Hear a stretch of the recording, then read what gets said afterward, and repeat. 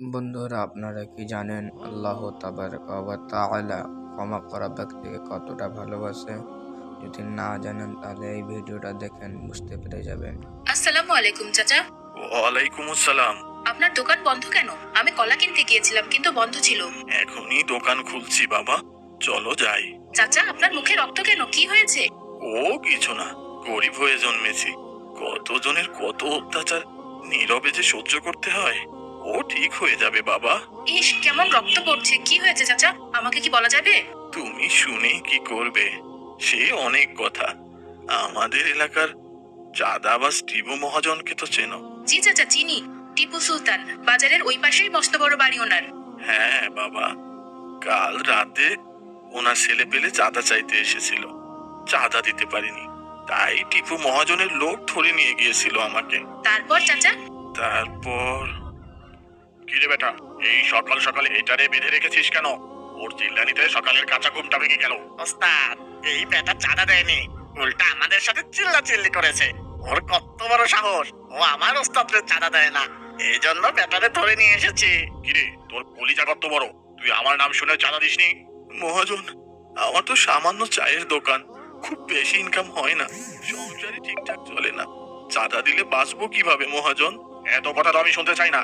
এই বাজারে ব্যবসা করতে গেলে আমাকে চাঁদা দিয়ে করতে হবে। কোথা থেকে টাকা পাবি সে আমি কি জানি? পরিবারের সবাইকে নিয়ে এই চা বিক্রি করে ঠিকঠাক চলতেই পারি না।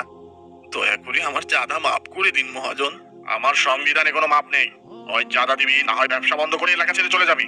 এটাই শেষ কথা আমার। ওকে আর কিছুক্ষণ বেদানি দিয়ে ছেড়ে দে, আর কাল থেকে চাঁদা না দিলে ওর দোকান পুড়িয়ে দিবি। আমি একটু শান্তিতে ঘুমাই এখন। দয়া করে এই আদেশ দিবেন না মহাজন, দয়া করুন। আমার কোনো দয়া নেই, আমার টাকাই সব দয়া। ইস, এটা তো রীতিমতো অন্যায় চাচা, এটা তো জুলুম। থাক বাবা, বাদ দাও। চলো তোমার কলা দেই, দোকানে চলো। ভাই, আজ সকালে চাওয়ালা চাচার সাথে দেখা হয়েছিল।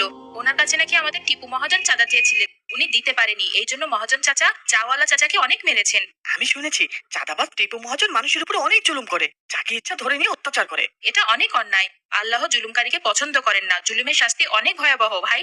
আসসালামু আলাইকুম ভাই, ভয়ানক একটা ঘটনা ঘটে গেছে। ওয়ালাইকুম আসসালাম, কি ঘটেছে ভাই? চাঁদাবাজ টিপু মহাজন আবিরকে ধরে বেঁধে পেটাচ্ছেন। কি বলছো? এটা করেছেন কেন উনি? আবিরের কি দোষ? মহাজন চাচা আবিরদের বাড়ি জোর করে লিখে নিতে চাচ্ছেন, কিন্তু আবিরদের ওই বাড়ি ছাড়া আর কোনো থাকার জায়গা নেই। ওর বাবাও বেঁচে নেই, তাই আবিরকে ধরে নিয়ে অত্যাচার করছেন, যেন ওর মা ওই বাড়ি লিখে দেন মহাজন চাচাকে। কি বলছো ভাই? এটা তো অন্যায় অত্যাচার। হ্যাঁ ভাই, তাড়াতাড়ি চলো, ওকে বাঁচাতে হবে। ওর মা এসে অনেক কান্নাকাটি করছে চাচার কাছে, কিন্তু উনি কিছুতেই কথা শুনছেন না। তাড়াতাড়ি চলো ভাই, দেখি চাচাকে বুঝিয়ে বলি। দয়া করে আবিরকে ছেড়ে দিন চাচা, এটা ওর উপরে জুলুম হচ্ছে। তোর কথায় আমার ওকে ছাড়তে হবে? তুই কে? এই এলাকায় আমি যেটা বলবো সেটাই হবে। এই এলাকার মহাজন একজন, সেটা আমি। আমার কথা এখানে শেষ কথা। চাচা, কাউকে অন্যায়ভাবে শারীরিক, মানসিক, আর্থিক বা যে কোনোভাবে অবিচার, নির্যাতন করা জুলুম। আপনি জুলুম করছেন চাচা। আল্লাহ বলেছেন, হে আমার বান্দা, আমি নিজের উপর জুলুম হারাম করেছি এবং তোমাদের জন্যও তা হারাম করেছি, অতএব তোমরা একে অপরের উপর জুলুম করো না। ভালোই ভালো এখান থেকে কেটে পড়, না হলে সবাইকে বেঁধে রেখে দিব বলে দিলাম। আমাকে হাদিস শোনাতে আসে, বেটার সাহস কত! চাচা, আপনি ভুল করছেন। পবিত্র কোরআনের অসংখ্য আয়াতে আল্লাহ তাআলা জুলুমের ব্যাপারে সতর্ক করেছেন। এক আয়াতে আল্লাহ তাআলা বলেন, জালিমরা কখনো সফলকাম হয় না। জালিমের বিচার শুধু কিয়ামতের দিনই হবে না, বরং দুনিয়া থেকেই আল্লাহ তাআলা তাদের জুলুমের প্রতিদান দেওয়া শুরু করেন। রাসূল সাল্লাল্লাহু আলাইহি ওয়াসাল্লাম বলেছেন, দুটি পাপের শাস্তি আল্লাহ তাআলা আখিরাতের পাশাপাশি দুনিয়াতেও দিয়ে থাকেন। তা হলো জুলুম ও আত্মীয়তার সম্পর্ক ছিন্ন করার শাস্তি। আমার বাড়ি চাই, বাড়ি। যতক্ষণ না ওরা ওদের বাড়ি লিখে দিবে, ততক্ষণ ওদের ওখানেই থাকতে হবে। ওর শরীর থেকে হাড্ডি আলাদা করে দে। বাড়ি লিখে না দিলে মা ছেলে দুজনকেই মহাজন চাচা লিখে নিয়ে বাড়ি থেকে বের করে দিয়েছেন, আমাদের আর কোনো থাকার জায়গা নেই ভাই। আচ্ছা ভাই, তোমরা তাড়াতাড়ি এখন আমাদের বাসায় চলো। যতদিন না কোনো ব্যবস্থা হয় ততদিন আমাদের বাসাতেই থাকতে পারো। না ভাই থাক, শুধু শুধু তোমাদের বিপদে ফেলে কি হবে? আমাদের জন্য তোমাদের অসুবিধা হবে ভাই। তোমাদের এই বিপদ দেখেও সাহায্য না করলে আল্লাহ অসন্তুষ্ট হবেন ভাই। নবী সাল্লাল্লাহু আলাইহি সাল্লাম বলেছেন, যে ব্যক্তি কোনো মুসলমানের দুর্ভোগ দূর করবে, আল্লাহ কিয়ামতের দিন তার দুর্ভোগগুলোর কোনো একটি দূর করে দেবেন। তুমি অনেক ভালো আবু বকর। তাড়াতাড়ি আগে বাসায় চলো। আসসালামু আলাইকুম বাবা, দেখো মেহমান নিয়ে এসেছি। ওয়ালাইকুম আসসালাম। খুব ভালো কাজ করেছো। এই মেহমানদের কোথায় পেলে বাবা? তোমাকে যে গতকাল বলেছিলাম এটা সেই আবির, ওদের বাড়ি মহাজন চাচা লিখে নিয়েছেন, তারপর বের করে দিয়েছেন বাড়ি থেকে। ওদের কোনো থাকার জায়গা নেই বাবা, বৃষ্টিতে ভিজছিল রাস্তায়, এই জন্য আমি নিয়ে এসেছি। এটা খুব ভালো হয়েছে। আবু বকরের মা, আবু বকরের মা, মেহমান এসেছে, ওদের জন্য রান্না করো। আবু বকর, তুমি ওনাদের থাকার জন্য গেস্ট রুমটা দেখিয়ে দাও। জি বাবা, আচ্ছা।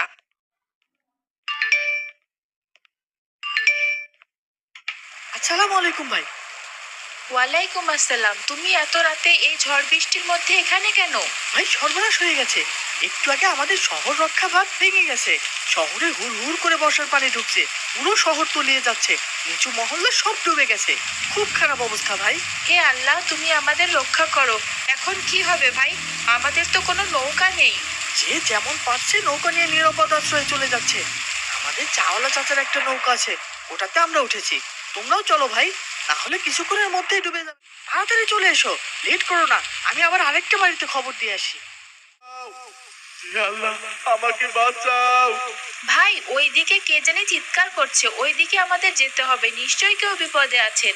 আমাকে বাঁচাও, দয়া করে আমাকে বাঁচাও।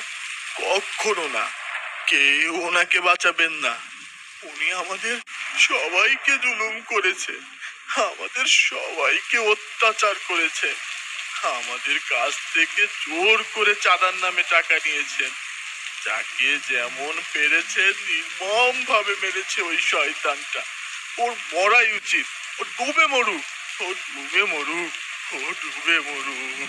দয়া করে আমাকে বাঁচাও, দয়া করো, আমি ডুবে মরে যাব। হে আল্লাহ। ওখানেই ডুবে মরুক ওই শয়তানটা। এই শয়তান আমাদের বাড়ি লিখে নিয়েছে, আমাদের সব কেড়ে নিয়েছে, আমাদের এই ঝড় বাদলের রাতে রাস্তায় ফেলে দিয়েছে। একজন খারাপ মানুষ, ওর মরাই উচিত, ওর মরাই উচিত। আমাকে ক্ষমা করে দাও, আমাকে বাঁচাও, আমি আর পারছি না। আপনারা একটু থামুন, আমাদের ওনাকে ক্ষমা করে দেওয়া উচিত। আল্লাহ তাআলা ক্ষমা করা পছন্দ করেন। রাসূল সাল্লাল্লাহু আলাইহি ওয়াসাল্লাম বলেছেন, ভুল ক্ষমা করবে, আল্লাহ কিয়ামতের দিন তার ভুল ক্ষমা করবেন। মক্কার মানুষেরা আমাদের নবীকে কত কষ্ট দিয়েছেন, মেরে রক্তাক্ত করে দিয়েছিলেন, অথচ মক্কা বিজয়ের পর রাসূল সাল্লাল্লাহু আলাইহি ওয়াসাল্লাম অপরাধীদের ক্ষমা করে দিয়েছিলেন। আমাদেরকেও তার আদর্শ অনুসরণ করা উচিত। আপনারা আমার জন্য যা করলেন সেটা আমি কখনো ভুলবো না। আমি আপনাদের সারা জীবন কত অন্যায় অত্যাচার করেছি, জোর করে জমি লিখে নিয়ে কতজনকে সর্বশান্ত করেছি।